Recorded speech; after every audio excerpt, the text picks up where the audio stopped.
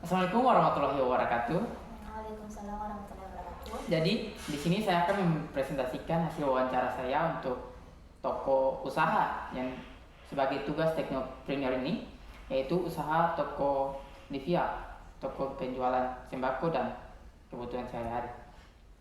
Pertama, dari profil usaha dan sejarahnya. Profil usahanya yaitu nama usaha toko Livia, pemilik Dwi Maryanti, alamat Jalan Jati Metro di Jati, Kecamatan Ternate Selatan, Kota Ternate, Maluku Utara, dekat kampus. Bidang usaha dari toko Livia ini yaitu ada retail, sembako, dan juga kebutuhan sehari-hari. Seperti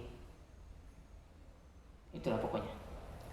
Singkat cerita, sejarah singkat dari usaha ini, ide usaha yang dari Dwi Maryanti ini telah dilaksanakan dari tahun 2014, yang dimana itu di 2015 itu mula-mula tokonya itu masih toko kecil dan masih berstatus kontrak, sehingga sampai sekarang sudah ada toko yang jauh lebih besar dan juga status tokonya itu sudah tetap atau sudah hak milik.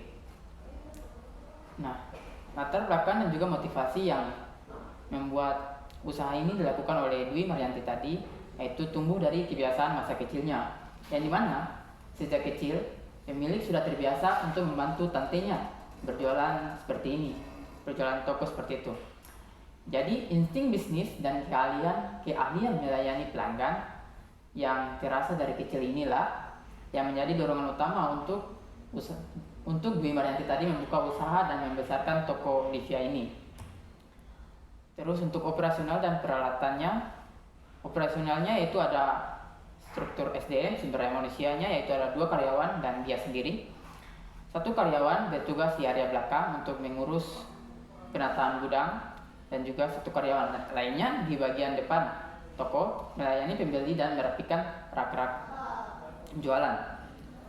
Terus pemilik sendiri Dwi Maryanti bertindak langsung sebagai kasir dan juga sebagai pengawas. Nah, untuk peralatan yaitu masih sangat konvensional atau masih sangat kurang dalam zaman modern ini, bisa dibilang sangat kurang karena masih menggunakan kalkulator dan juga buku tulis, masih manual istilahnya. Terus untuk sistem pembayarannya itu tunai, cash, tapi juga sudah ada teknologi pembayaran digital seperti kris. Untuk rintangan bisnis yang dialami Dwi Maryanti tadi yaitu salah satunya ada banyak, tapi salah satunya ada di manajemen supply chain, di mana rantai pemasukan.